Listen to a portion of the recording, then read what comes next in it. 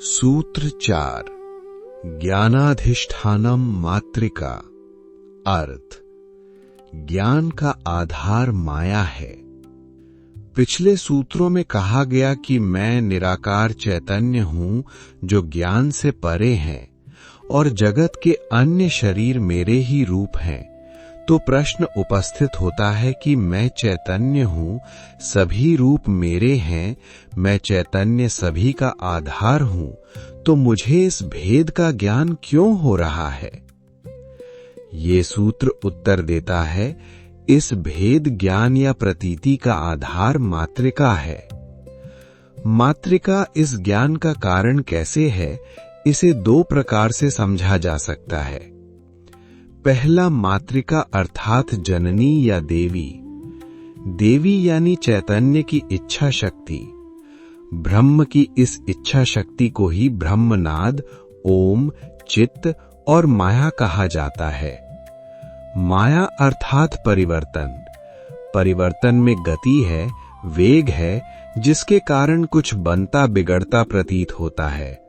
जो कुछ पहले था अभी बदल गया और आगे समाप्त हो जाता है। माया की इस परिवर्तनशीलता के कारण ही माया को मिथ्या कहा जाता है। जैसे समुद्र में लहरों की प्रतीति का आधार वेग है, वैसे ही साकार की प्रतीति का आधार ये नाद है। जिस प्रकार समुद्र के वेग का सीधे सीधे भौतिक या मानसिक अनुभव संभव नहीं है, उसे सिर्फ लहरों के रूप में देखा जा सकता है। उसी प्रकार ब्रह्मनाद पराभौतिक, परामानसिक है, जो कि निरंतर परिवर्तनशील रचनाओं के रूप में व्यक्त हो रहा है। यही वो क्रिया शक्ति या इच्छा शक्ति है जो तत्व में ही निहित है और निराकार को विभिन्न आकार और गति प्रदान करती है। एक और उपमा से इसे अधिक स्पष्ट रूप से समझा जा सकता है। एक शिशु का जन्म उसके माता पिता में काम वासना यानी कि इच्छा या वेग की ऊर्जा का रूपांतरण है, यानी कि अव्यक्त से इच्छा शक्ति नाम रूप में व्यक्त हो गई। अर्थात इच्छा जो निराकार थी, साकार में परिवर्तित हो गई। यहां पर ध्यान देने योग्य बात यह है कि काम वासना मनोशरीर यंत्र में स्वतः प्रकट होती है, अहम बाद में उसका दायित्व ले लेता है।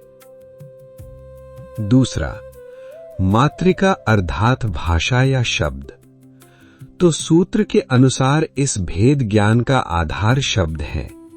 शब्दों के माध्यम से छवियों और विचारों के रूप में ज्ञान स्मृति में संचित होता है और एक आभासीय जगत निर्मित होता है या गढ़ लिया जाता है।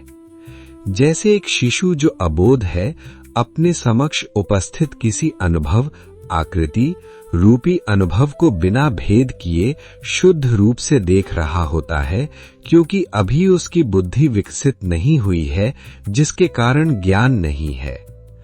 कालांतर में वो उसी आकृति रूपी अनुभव को वृक्ष, आम का वृक्ष, उसकी प्रजाति आदि के रूप में जानेगा। ये ज्ञान उस अनुभव की वास्तविकता का बखान नहीं कर सकता, इसीलिए ये आभासीय ज्ञान है। इस ज्ञान से ही अहम, कर्ता और कर्म का जन्म होता है। यहां पर ध्यान देने योग्य बात यह है कि शब्दों की उत्पत्ति भी नाद अर्थात माया से ही हुई है। इसलिए अंततः इस आभासीय ज्ञान का आधार माया ही है। सैद्धांतिक पक्ष, ज्ञान क्या है? ज्ञान अनुभवों का संयोजन है। अनुभव क्या है? जो भी प्रकट है, और समस्त अनुभव परिवर्तनशील है। अतः ज्ञान परिवर्तन या बदलाव का ही होता है। जगत, शरीर और मन निरंतर बदल रहे हैं और इन्हीं का हमें अनुभव और ज्ञान हो रहा है। आकाश में परिवर्तन नहीं है तो आकाश का ज्ञान नहीं होता, केवल आकाश या खाली स्थान में स्थित वस्तुओं का ही ज्ञान होता है। व्यावहारिक पक्ष, ये आभासीय ज्ञान मनुष्य के जीवन के लिए तो आवश्यक है, लेकिन इसके द्वारा आत्म स्वरूप का ज्ञान संभव नहीं है। ये शब्द ज्ञान व्यक्ति के जीवन को गहरे तक प्रभावित करता है। वो इस आभासीय ज्ञान के जगत में उलझ कर रह जाता है। शब्द ही उसे प्रतिक्रिया के लिए उकसाते हैं और वो अपनी सहजता खोता जाता है। स्वयं को पाना तभी संभव होता है जब चित्त इस आभासीय ज्ञान से खाली हो जाता है। सूत्र 5 उद्यमो भैरवः, अर्थ उद्यम ही भैरव है। पिछले सूत्रों से ज्ञात हुआ कि मैं चैतन्य हूँ, देह व मन नाम रूप है।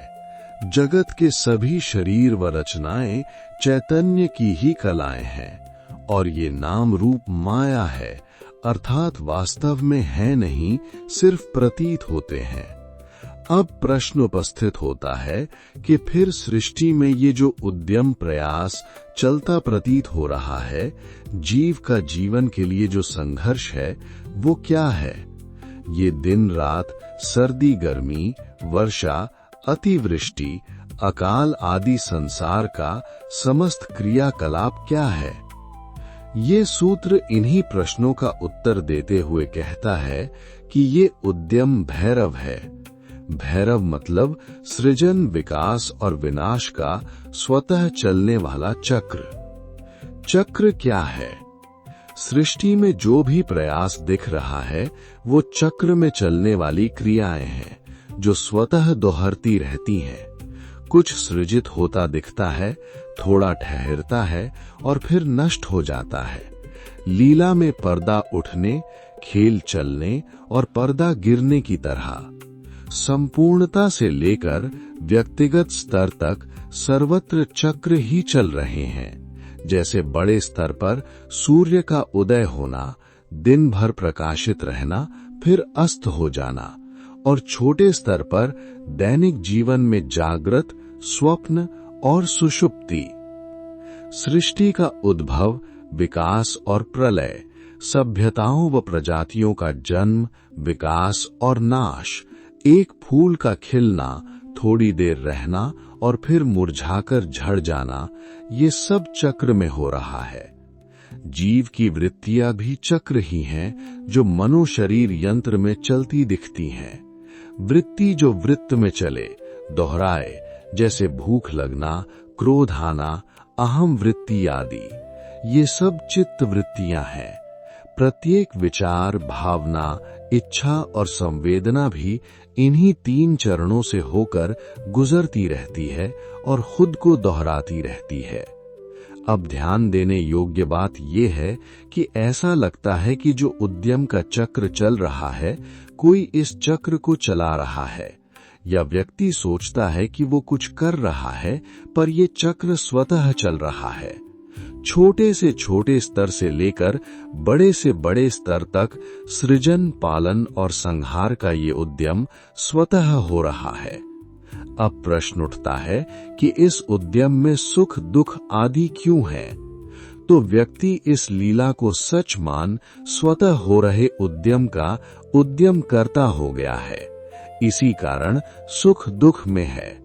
राग द्वेष जैसी वृत्तियों के प्रभाव में कुछ घटनाएं या जीव उसे अनुकूल लगते हैं, कुछ प्रतिकूल।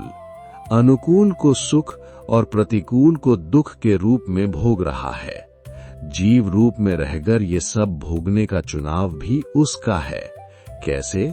तो ध्यान दें, आप ही ब्रह्म हैं, आपकी इच्छा ही मूर्त रूप लेती है। जीव रूप में रहने की इच्छा आपकी ही है। जब तक ये इच्छा बनी रहती है, जीव रूप से मुक्त नहीं हुआ जा सकता। एक व्यक्ति द्वारा उसके जीवन काल में किए गए इच्छित कर्मों के संस्कार उसमें स्मृति रूप में संग्रहित होते हैं और मृत्यु के समय वो उन्हीं इच्छाओं, कर्मों और संस्कारों की स्मृति से संबद्ध रह प्राण त्यागता है। अब वही संस्कार इच्छा रूप में प्रकट हो उसके अगले शरीर का निर्धारण करते हैं और ये चक्र चलता रहता है। सैद्धांतिक पक्ष, अस्तित्व में अनंत संभावनाएं हैं। वो संभावनाएं प्रकट होती हैं, फैलती हैं और पुनः अस्तित्व में समा जाती हैं। ये चक्र निरंतर चलता रहता है, सृष्टि के उद्भव, फैलाव और प्रलय के रूप में। व्यावहारिक पक्ष, ठहर कर सोचें और देखें कि सब कुछ स्वतः घट रहा है। प्रकृति में नियम के अनुसार सूर्य का उगना, दिन रात होना, हवाएं चलना, मौसम बदलना स्वतः हो रहा है। आपके शरीर में भी भूख प्यास का लगना, पाचन, रक्त संचरण सब कुछ स्वतः हो रहा है। लेकिन मनुष्य इन स्वतः हो रही क्रियाओं का दायित्व ले करता हो जाता है और जन्म मृत्यु के चक्र में फंसा रहता है। सूत्र 6, शक्ति चक्र संधाने विश्व संहारः। अर्थ है, शक्ति चक्रों से ऊपर उठने पर संसार की समाप्ति है। पिछले सूत्र में बताया गया कि सृष्टि में सृजन, विकास और विनाश का जो उद्यम स्वतः चल रहा है, व्यक्ति उस उद्यम का स्वयं को कर्ता मान चक्र में फंसा हुआ है। उसने स्वयं ही अपने संसार, विश्व की रचना कर ली है, जो दुख का कारण है। अब वह इस संसार से मुक्ति का उपाय खोज रहा है। ये सूत्र उसके उसी संसार के संहार की बात कर रहा है। सूत्र कहता है कि शक्ति चक्रों से ऊपर उठकर ही संसार से मुक्त हुआ जा सकता है। तो पहले देखते हैं कि शक्ति चक्र क्या है और व्यक्ति इसमें कैसे फंसा रहता है। पिछले सूत्र में हमने जाना कि चित्त वृत्तियां चक्र के रूप में स्वयं को दोहराते रहती हैं। इस दोहराव से इनमें शक्ति आ जाती है।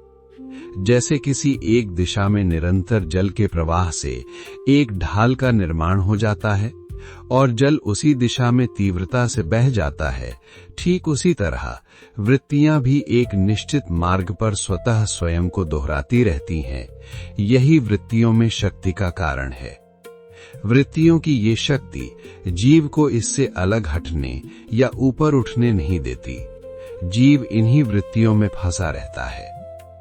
इच्छाएं जीव को जीवित रखने के लिए उत्पन्न होती हैं, लेकिन मनुष्य जब उन इच्छाओं के लिए ही जीने लगता है तो चक्र में फंस जाता है। जैसे भक्षण और प्रजनन मूलाधार की वृत्ति है। भोजन की इच्छा जीव के जीवित रहने के लिए उत्पन्न होती है, लेकिन मनुष्य इच्छित भोजन के लिए जीने लगता है। काम वासना जो जीवन को आगे बढ़ाने के लिए थी, व्यक्ति काम के लिए ही जीने लगता है। इसी प्रकार अन्य चक्रों की वृत्तियां व्यक्ति को उसी वृत्त में घुमाती रहती हैं और मनुष्य योनि में ही फंसा रहता है। वृत्तियों को नियंत्रित कर ऊपर कैसे उठा जाए? तो साक्षी भाव या चेतना में रहकर वृत्तियों को नियंत्रित किया जा सकता है। चेतना तभी जागृत होती है जब स्वयं के सत्य स्वरूप का बोध होता है। इसे एक उदाहरण से समझते हैं। मान लीजिए कोई व्यक्ति सामाजिक वृत्ति में जी रहा है, जिसे सत्य का बोध नहीं है, तो समाज के प्रति योगदान हेतु उसे जो सम्मान प्राप्त होगा, उससे उसमें प्रतिष्ठा को स्थापित रखने की इच्छा और कर्ता का भाव रहेगा। इस लिप्तता से वह इस वृत्ति को शक्ति प्रदान करता रहेगा और इन संस्कारों के कारण वह जन्मों जन्मों तक उसी वृत्ति में फंसा रह सकता है। लेकिन यदि उसे सत्य का बोध हो जाए तो वह मिलने वाले सम्मान आदि को उसके कार्य का स्वतः मिलने वाला परिणाम समझ उससे निर्लिप्त रहेगा। जो व्यक्ति मैं देह व मन हूं, वृत्तियां मेरी हैं, ऐसा मानकर इनसे लिप्त हो जाता था, जब उसे अपने सत्य स्वरूप चैतन्य महात्मा, मैं चैतन्य हूं, ऐसा बोध होता है, तब उसे पता है कि वृत्तियां स्वतः हैं और वह उनसे लिप्त नहीं होगा। लिप्तता ही वृत्तियों की शक्ति का कारण थी। जब वह वृत्तियों से निर्लिप्त हो, उन्हें आते जाते जस का तस देखता है, तो उन वृत्तियों की शक्ति क्षीण होने लगती है और वह स्वतः नियंत्रित होने लगती हैं। वृत्तियों का नियंत्रित होना ही वृत्तियों से ऊपर उठना है। इस प्रकार इन वृत्तियों को जानकर और इनका साक्षी होकर इनसे अप्रभावित रहा जा सकता है। अब निरंतर साक्षी भाव में, चेतना में कैसे रहा जाए, इसका उपाय अगला सूत्र बता रहा है।